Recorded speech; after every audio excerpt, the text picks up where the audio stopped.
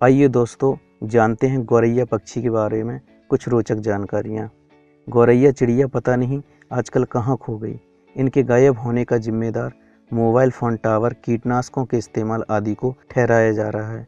बचपन में यह आसानी से 8-10 के झुंड में देखी जा सकती थीं, लेकिन अब तो दुर्लभ सी हो गई हैं। आइए आपको इस गायब होती गौरैया पक्षी की जानकारी से अवगत कराता हूँ।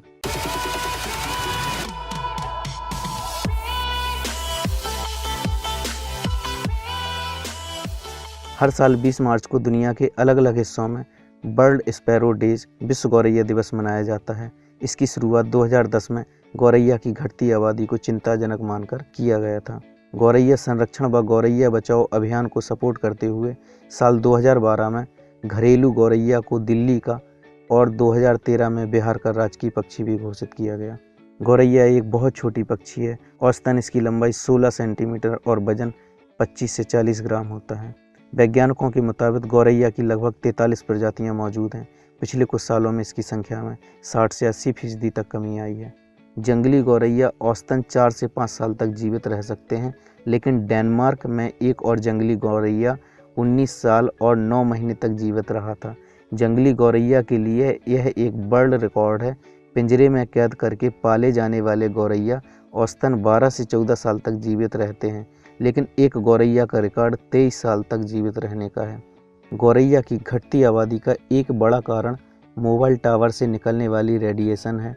आमतौर पर 12 से 15 दिन तक अंडे सेने के बाद गौरैया के बच्चे निकल आते हैं।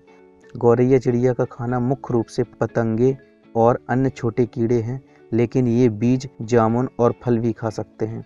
1950 के दशक के अंत में चीन की सरकार ने लाखों गौरैया को मारने का अभियान शुरू किया, क्योंकि गौरैया फसल खा जाया करते थे।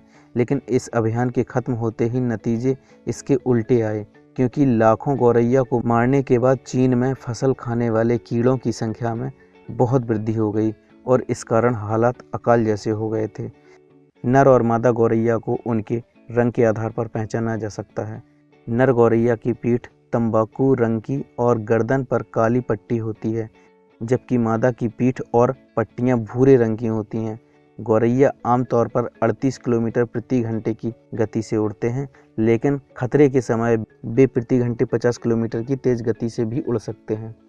गौरैया के बहुत कम अंडों में माता पिता दोनों का डीएनए होता है। ज़्यादातर में केवल उनकी माँ का डीएनए होता है।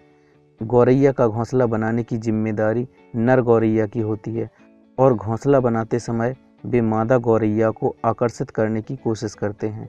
औसतन एक मादा गौरैया हर साल में 3 से 5 अंडे देती है। 12 से 15 दिन के बाद अंडों में से एक गौरैया का जन्म होता है।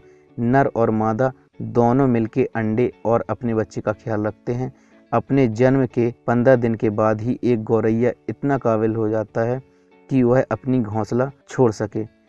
अधिकांश गौरैया सुस्त होते हैं। वो शायद ही कभी अपने जन्म स्थान से 2 किलोमीटर से दूर उड़ते हैं। भले ही इनकी गिनती पानी के पक्षियों में नहीं होती, लेकिन फिर भी इनमें तैरने की क्षमता होती है। गौरैया की आँख के रेटिना में प्रति वर्ग मिलीमीटर 4 लाख फोटो रिसेप्टर होते हैं। गौरैया जब दुखी होते हैं तो वे अपने तनाव कम करने के लिए अपने पूंछ को बार बार झटकते हैं।